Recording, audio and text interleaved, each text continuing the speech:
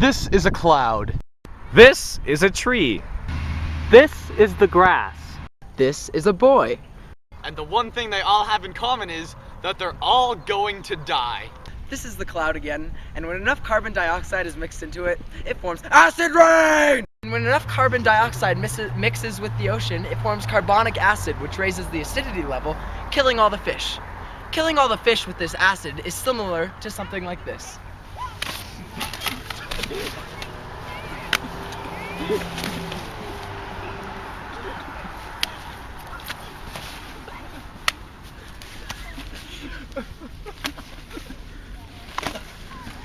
And now here are some solutions to prevent acid rain.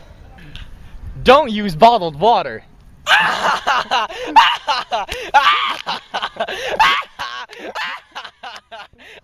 Another good solution is to carpool with friends.